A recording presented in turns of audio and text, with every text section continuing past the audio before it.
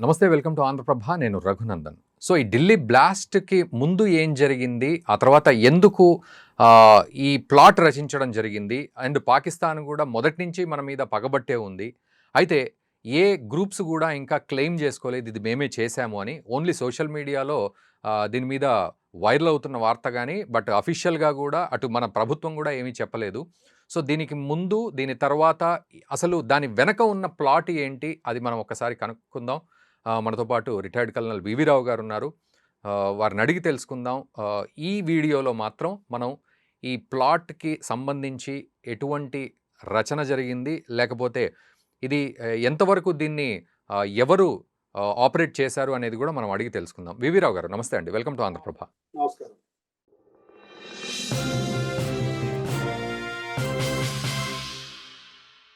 So, ఇప్పటివరకు జైషే మహమ్మద్ లేకపోతే అల్ Qaeda ఇలాంటివేవి కూడా అఫీషియల్‌గా మనం చేసే టైంకి, ఈ వీడియో చేసే టైంకి అఫీషియల్‌గా ఇటు ప్రభుత్వం గూడా ఏమి చెప్పట్లేదు ఇంకా దాని మీద. సో, ఏమిటి అంటే ఎట్లా అర్థం చేసుకోవాలి ఈ ప్లాటు? అంటే కేవలం వాళ్ళే మోటివేట్ అయ్యి చేశారనుకోవాలా ఈ బ్లాస్ట్? లేకపోతే ఇదేదైనా జరిగిందనుకోవాలా? పాకిస్తాన్ ఐఏఎస్ఐ ఎప్పుడైతే ఆపరేషన్ సింధూర్ మనం బ్రేక్ చేసామో అని, తర్వాత థ్రెట్ ఇచ్చాం.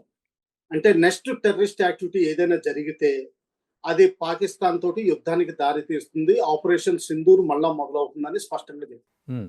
దాంతో ఏంటంటే వాళ్ళు డినయబిలిటీ అన్న ఒక ఫ్యాక్టర్ ప్రైమ్‌గా చేసుకున్నారు.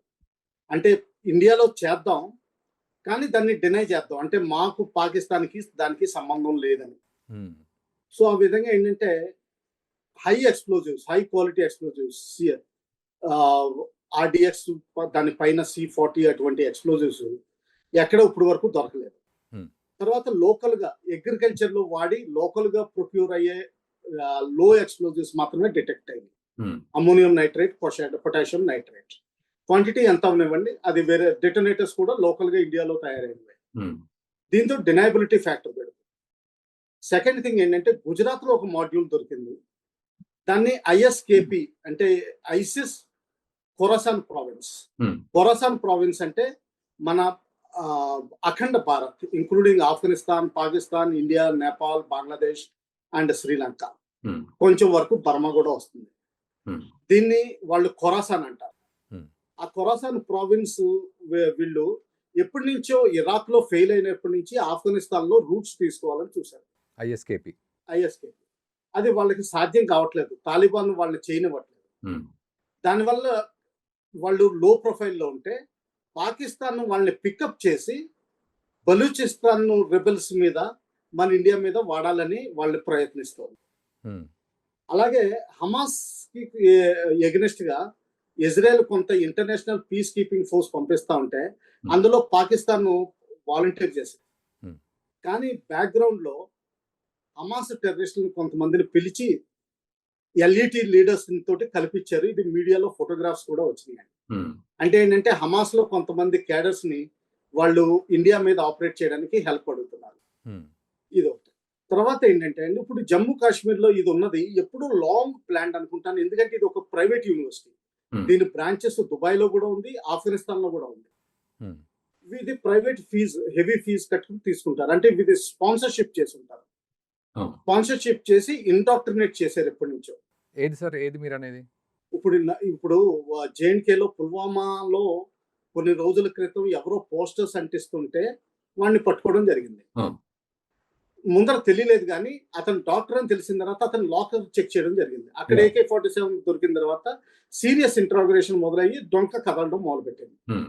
ఇందులో ఇప్పుడు వరకు 9 అరెస్టులయినట్టు రిపోర్ట్స్ వస్తున్నాయండి. హ్మ్. Media reports. హ్మ్.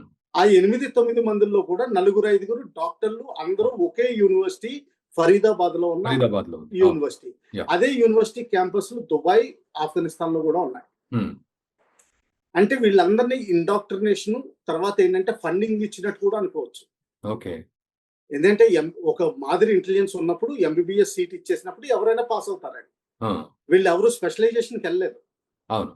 అంటే ఏంటంటే వీళ్ళు బేసిక్ పాస్ తీసుకున్నారు అంతే. ఓకే. అంటే ఏంటంటే వీళ్ళకి స్పాన్సర్‌షిప్ ఇచ్చి ఎందుకంటే ఫీజు 64,00,000 తేలుతోంది. ఆ! ప్రైవేట్ యూనివర్సిటీ కాబట్టి. వీళ్ళ ఫీజు ఫుల్ కట్టేసి మాకు పని చేయాలి. ఇటువంటిది పనులు చేస్తారండి. జ హ్మ్. జ కాశ్మీర్ వ్యాలీలో జమాతే ఇస్లామీ బ్రాంచ్ ఉంది. అందులో మెయిన్లీ లాయర్స్ వీళ్ళందరూ మెంబర్స్ అండి. దాదాపు 3000 మెంబర్స్ ఉంటారు. ప్రొఫెసర్స్ ఉంటారు. గవర్నమెంట్ లో ఉన్న సీనియర్ పొజిషన్స్ వాళ్ళు కూడా ఉంటారు. కానీ వీళ్ళు ఎప్పుడు బయటికి తేలరు. ఉమ్, ఇంకా అన్రిజిస్టర్డ్ మెంబర్స్ కూడా వీళ్ళు ఇందులో చాలా మంది ఉంటారు. ఉమ్, లాయర్స్ అనుకో, వీళ్ళు హెల్ప్ చేస్తారు. తర్వాత వీళ్ళకి పబ్లిక్ తోటి కనెక్షన్స్ ఎక్కువ ఉంటాయి. ఉమ్, తర్వాత కోర్టులో కేసు వాదించగలుగుతారు. ఉమ్, అలాగే ప్రొఫెసర్స్ అయితే కొత్త స్టూడెంట్స్ ని ఐడెంటిఫై చేసిస్తారు. ఓకే. ఇప్పుడు పుల్వామాలో ఒక ప్రొఫెసర్ బహుశా ఈ స్టూడెంట్స్ నలుగురు ఉన్నారు అనుకుని ఉంటే ఎంబీబీఎస్ ఐడెంటిఫై చేసి ఉంటారు. ఉమ్, ఐడెంటిఫై చేసిన తర్వాత స్పాన్సర్షిప్ ఇచ్చి ఉంటారు. ఉమ్, మీరు పాతకాలంలో చూడండి 70లోను 80లోను కమ్యూనిస్ట్ లీడర్స్ పిల్లలందరూ ఎంబీబీఎస్ రష్యాలో చదివేవారు. ఆ. వాళ్ళకి సపోర్ట్ ఎవరు ఇచ్చేవారు? కమ్యూనిస్ట్ పార్టీ, రష్యా బ్యాకప్ తోటి. ఆ, financial- అలాగే కొన్ని రోజుల క్రితం చైనాలో కూడా చదివారు ఇలాగే. ఉమ్, సో అందుకనే యూక్రెయిన్ లో కూడా ఎక్కువ స్టూడెంట్స్ ఉండేవారు ఉమ్, మొన్నటి వరకు. సో ఈ విధంగా ఇది కాపీ చేసి ఇస్లామిక్ ఫౌండేషన్స్ కూడా, చారిటబుల్ ఇన్స్టిట్యూషన్స్ ఇవన్నీ ఏం చేస్తాయంటే స్కాలర్షిప్లు ఇచ్చేస్తాయి. ఉమ్, ఆ స్కాలర్షిప్ తోటి వీళ్ళు చదువుకుని ఉద్యోగాలు మామూలుగా చేసుకుంటా స్లీపర్ సెల్ లాగా ఉండిపోతారు. ఓకే. బ్యాక్వర్డ్ లో ఇప్పుడు ఫరీదాబాద్ ఇంకోటి ఏంటంటే ఇండియాకి లాజిస్టిక్స్ హబ్ అది. ఉమ్, అన్ని చోట్లకి సామాన్లు సప్లై అవుతుంటాయి బై వెహికల్, బై ఎయిర్ కూడాను. ఓకే. ఇటువంటి సామాన్లు బై ఎయిర్ తీసుకెళ్ళడం కష్టం, కానీ ట్రక్ లో కదల్చడం. ఎందుకంటే అమ్మోనియం నైట్రేట్ అన్నది ఫెర్టిలైజర్ కింద చూపించవచ్చు. ఆ, పొటాషియం నైట్రేట్ అన్నది ఫెర్టిలైజర్. ఉమ్, దాని ప్రొక్యూర్మెంట్ ఈజీ, ఎవరికి డౌట్ రాదు. ఉమ్, తర్వాత దీన్ని కార్లో తీసుకెళ్తున్నప్పుడు కూడా చాలా మందికి డౌట్స్ తక్కువ వస్తాయి. ఉమ్, పోలీసులకు కూడా చాలా మందికి నాలెడ్జ్ లేకపోవచ్చు ఇది ఎక్స్ప్లోజివ్ అని. ఎక్స్ప్లోజివ్ అవుతుంది ఇది అని. ఆ, అలాగే రిసిన్ కూడా, క్యాస్ట్రాల్ నుంచి రిసిన్ తీయడం చాలా టైం కన్జ్యూమింగ్ ప్రాసెస్. చాలా అంటే టైం పడుతుంది. ఆ, ఇదంతా ఆల్ఖైదా మాన్యువల్ లో ఉంటాయండి. ఈ మాన్యువల్స్ మనకు దొరికినాయి. ఓకే. ఆఖరికి పొటాటో మీద ఉండే నాడ్యూల్స్ కూడా కట్ చేసి మీరు బాయిల్ చేస్తా ఉంటే ఫైనల్ గా ఒక పాయిజన్ తయారవుతుంది. ఓ, ఓకే. చాలా టైం, అంటే 1 year పడుతుంది మీకు. ఆహా, ఆ ప్రాసెస్ కూడా అది, కానీ హైలీ డేంజరస్. ఇది ఫుడ్ పాయిజనింగ్ చేయొచ్చు ఎవరినైనా. ఓకే. డిటెక్షన్ కూడా కష్టం అవుతుంది, ఓ, ఎందుకంటే ఇది మామూలు టెస్ట్లకి దొరకదు. ఓకే. అంత వెజిటబుల్స్, అగ్రికల్చర్ ప్రొడక్ట్స్ కాబట్టి. ఉమ్, సో ఈ విధంగా డినయబిలిటీ తోటి పాకిస్తాన్ ట్రై చేస్తుంది. మనం ఇప్పుడు ఎస్టాబ్లిష్ చేయాల్సి ఉంటుందండి కమ్యూనికేషన్ ఇంటర్సెప్ట్స్, బ్యాంకింగ్ వాళ్ళ లావాదేవీలు, ఎవరిని కలిశారు, ఎప్పుడు కలిశారు, మీటింగ్స్, తర్వాత వాళ్ళ కాల్ రికార్డ్స్, ఇవన్నీ ఎనలైజ్ చేసి చేయడానికి చాలా టైం పడుతుంది. అయితే ఇప్పుడు మీరు అన్నట్లుగా అంటే ఈ బ్లాస్ట్ జరిగింది కరెక్టే, కానీ మేము కాదు అని చెప్పుకోవడం ఇప్పుడు పాకిస్తాన్ ఉద్దేశమా? ఎందుకంటే మేము యుద్ధం స్టార్ట్ అవుతుందేమో అని. మాకు సంబంధం లేదంటారు. సంబంధం లేదంటది. పోనీ మరి ఇప్పుడు జైషే మొహమ్మద్ లాంటి గ్రూప్స్ సార్ అవేమంటాయి? వాళ్ళు మాట్లాడరండి. వాళ్ళు అందరూ ఐఎస్ఐ ఏది చెప్తే అది వింటారు. ఓకే. అక్కడ నుంచి పాలసీ డిక్టేట్ అవుతుంది. ఓకే. సో ఇదివరకు అయితే బాంబ్ బ్లాస్ట్ అయితే మేమే చేసాము అని ప్రకటించుకునేవాళ్ళు. జనరల్ గా ఏ టెర్రరిస్ట్ ఆర్గనైజేషన్ అయినా సరే వాళ్ళకి అడ్వర్టైజ్మెంట్ అండి. ఒక టెర్రరిస్ట్ అటాక్, మెన్, మెటీరియల్, డబ్బులకి అన్నిటికీ ఒక అడ్వర్టైజ్మెంట్ అది. అది ఇప్పుడు ఒప్పుకోరు, కానీ యాక్చువల్ గా చేయాల్సింది చేయరు. Right sir. Thank you very much. ఈ అంశంపై ఈ కోణంలో మాకు క్లారిటీ ఇచ్చినందుకు.